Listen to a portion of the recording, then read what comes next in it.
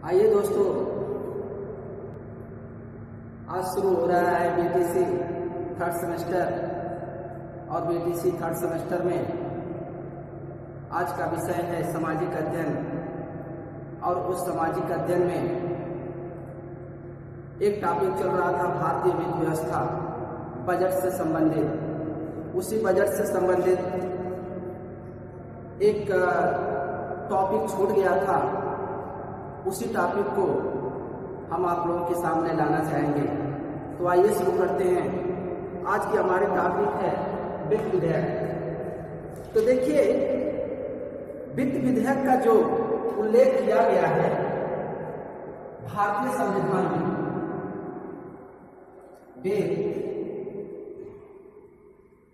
विधेयक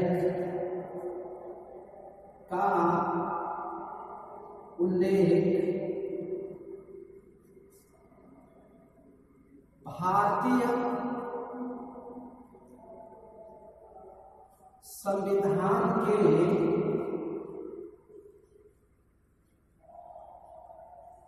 भारतीय संविधान के अनुच्छेद 117 में किया गया है। 117 में किया गया है।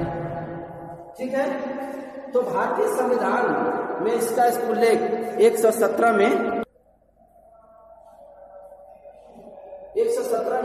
किया गया है। अब वित्त विधेयक होता क्या है, ये जानना चाहेंगे कि वित्त विधेयक होता क्या है। तो इस दस्तावेज में नए करों को लागू किया जाता है। क्या नए करों को लागू किया जाता है। ठीक है, वित्त विधेयक में नए करों को लागू करना, पुराने करों में परिवर्तन करने संबंधी जो प्रस्ताव होते हैं उसी को हम वित्त विधेयक कहते हैं।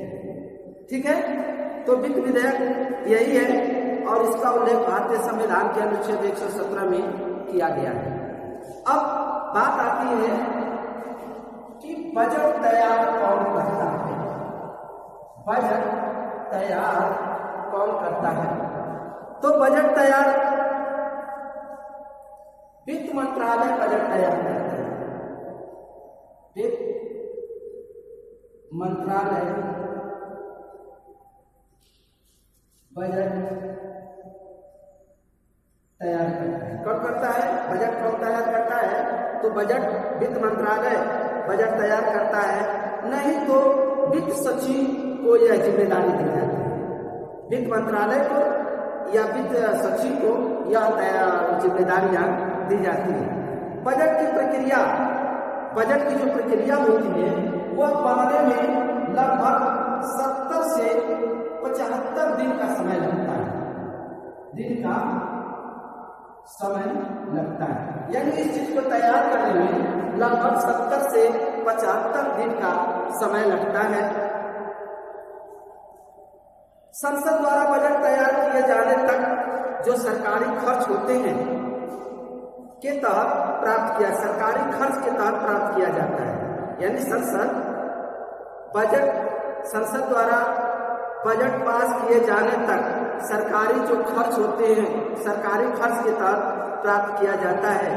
और इसका उल्लेख हमारा भारतीय संविधान के अनुच्छेद 116 में किया गया है। कहाँ किया गया है? इसका उल्लेख हमारे भारतीय संविधान के अनुच्छेद 116 में किया गया है। एक चीज और, बजट की प्रक्रिया जो होती है पेश करने की, जिस दिन बजट लोकसभा में पेश होता है,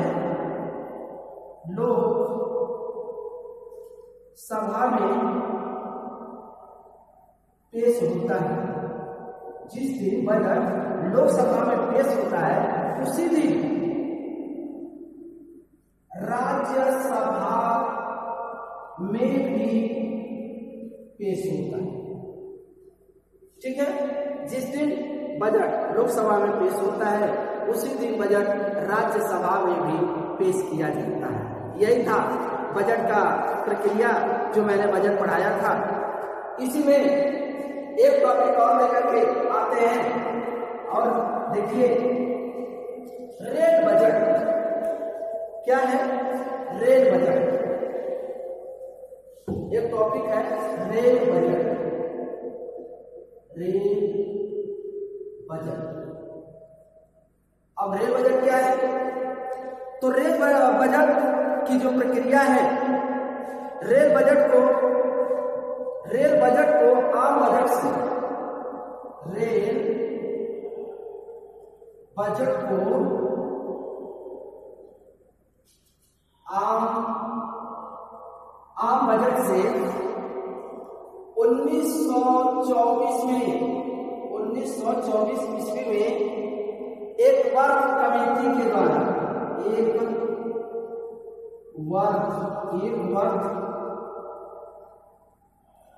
कमेटी के द्वारा इसे क्या किया गया था? अलग कर दिया गया था।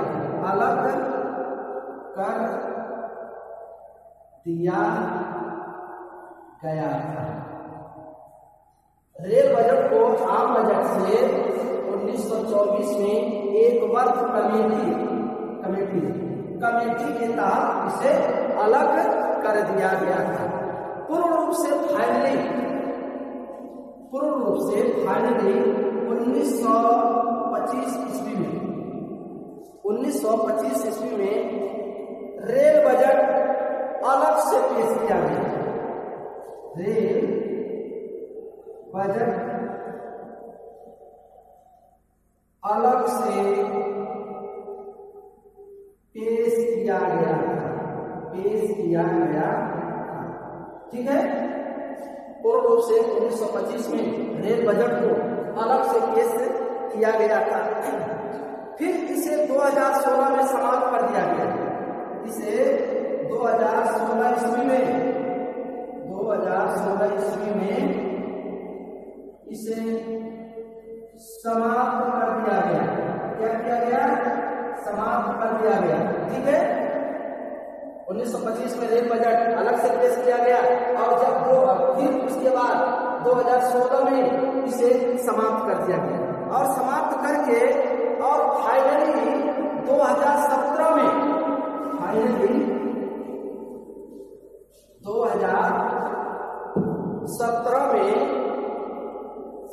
2017 को इसको आम बजट के साथ मिला दिया गया।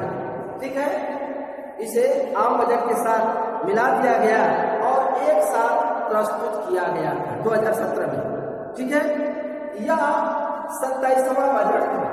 यह 87वां बजट था। ठीक है। अब बताते हैं जो बजट के प्रकार है। बजट के प्रकार कितने हैं?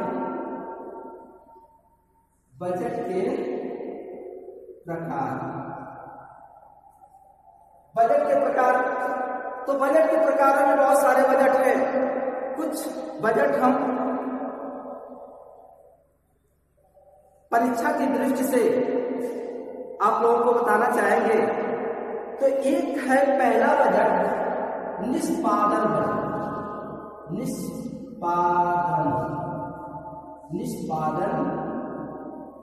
बजट। निष्पादन बजट क्या होता है? चालू वित्तीय वर्ष के परिणामों को, यानी शुरुआत तौर पर चालू वित्तीय वर्ष के परिणामों को आधार मानकर जो अगले वर्ष का बजट तैयार किया जाता है उसी को निष्पादन बजट बोलते हैं। निष्पादन बजट किसे बोलते हैं? चालू वित्तीय वर्ष यानी शुरू वित्तीय वर्ष जो होता है और उसी का जो परिणामों को जो आधार मान करके जो अगले वर्ष बजट तैयार किया जाता है उसी को हम निष्पादन बजट बोलते हैं। ठीक है। जबकि दूसरा है जीरो बजट। जीरो बजट क्या है? इस तरह के बजट में पुराने वर्षों के व्ययों ऊपर विचार नहीं किया जाता है। यानी पिछले वर्ष जो खर्च हुए हैं उस पर विचार नहीं किया जाता है। क्या नहीं किया जाता है? विचार नहीं किया जाता है, ना ही उसमें कोई सुधार किया जाता है, ना ही कोई सुधार किया जाता है। ठीक है, इसमें ना ही कोई सुधार किया जाता है और नए वर्ष के लिए बिल्कुल नए सिरे से बजट तैयार किया जाना ही जीरो बजट कहलाता है। मतलब नए सिरे से जो भी कार्य होगा, नए सिरे से जो भी उसमें कोई भी नए सिरे से के लिए बिल्कुल नए सिरे से बजट तैयार करना ही जीरो बजट कहलाता है। इस प्रणाली को सूर्य अस्त बजट भी कहते हैं। इस प्रणाली को क्या कहते हैं? सूर्य अस्त बजट भी कहते हैं। क्या बोलते हैं? सूर्य अस्त बजट भी इसे कहते हैं। और इस सूर्य अस्त बजट के जो जनक माने जाते हैं वो है पीटर ए पायर। कौन है इसके जनक? पीटर ए पायर माने जाते हैं। सूर्य अस्त बजट के जो जनक माने जाते हैं वो पीटर ए पायर माने जाते हैं। ठीक है, देख लीजिए इसे, आगे बढ़ते हैं। इसी में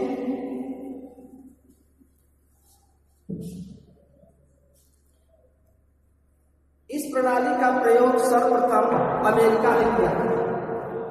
अमेरिका ने कौन किया था? अमेरिका ने किया था और 1973 ईस्वी में किया था। कब किया था? 1973 ईस्वी में किया था। और भारत ने इस प्रणाली की शुरुआत, और भारत इस प्रणाली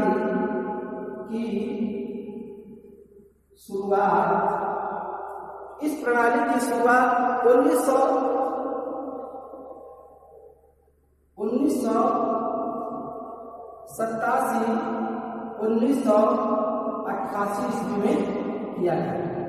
जीरो बजट का प्रणाली की शुरुआत भारत ने 1987-88 के बजट में इसने किया था। अच्छा, सबसे पहले जीरो बजट को अपनाया गया कौन था? तो जीरो बजट को सबसे पहले भारत का प्रदेश आंध्र प्रदेश, कौन था? आंध्र प्रदेश। और आंध्र प्रदेश ने जीरो बजट को पहली बार अपनाया था। तीसरा है जीरो बजट के बाद तीसरा है हमारा आउटकम बजट।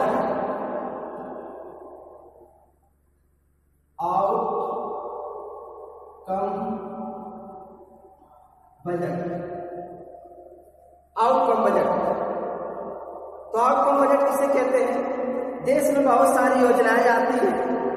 देश में बहुत सारी योजनाएं आती हैं, जैसे मनरेगा, ठीक है, मनरेगा, मध्याह्न भोजन योजना, प्रधानमंत्री सड़क योजना आदि।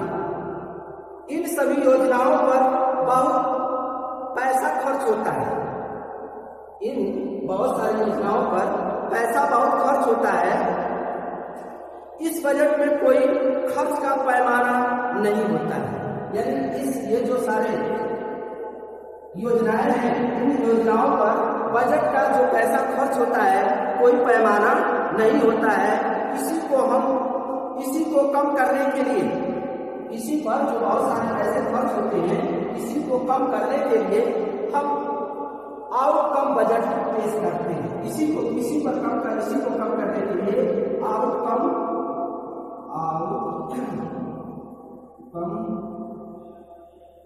बजट पेश करते हैं। ठीक है, आउटकम बजट पेश करते हैं। देश का पहला आउटकम बजट 2005 में पेश किया गया था। कब किया गया था? 2005 में।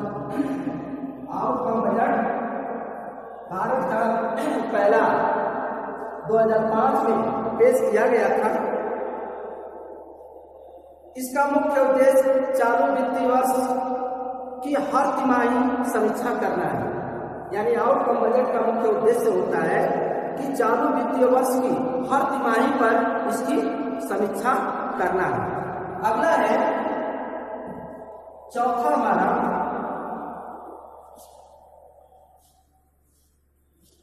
Gender budget. कौन है? Gender budget. और जेंडर बजट किसे कहते हैं? ये बजट महिलाओं के विकास,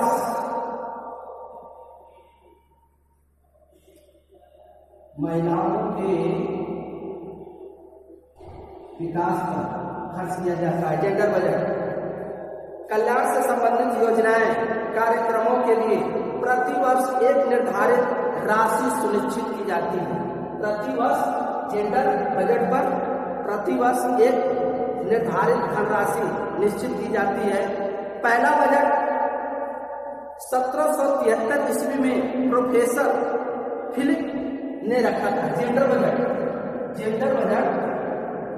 1773 ईस्वी में। कब? 1733 ईस्वी में प्रोफेसर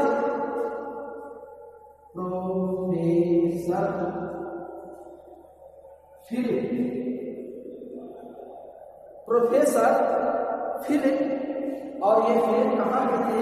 ये ब्रिटेन के थे। कहाँ के थे? तो ब्रिटेन के थे। और ब्रिटेन के ये थे और इन्होंने ही रखा था जेंडर बजट।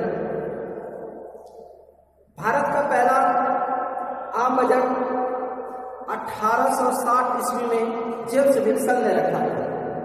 भारत का पहला आम बजट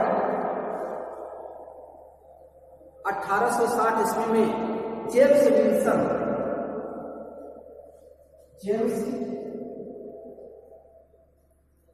विल्सन ने रखा था।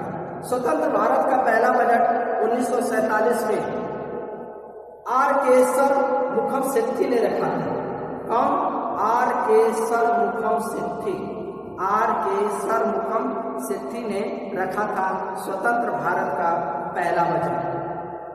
भारत का पहला गणतंत्र बजट 1950 में। कब? 1950 ईस्वी में। कौन रखा था?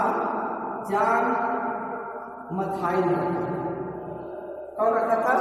जॉन मथाई ने रखा था। भारत में सबसे ज्यादा बार बजट मोरारजी देसाई ने 10 बार रखा था। मोरारजी देसाई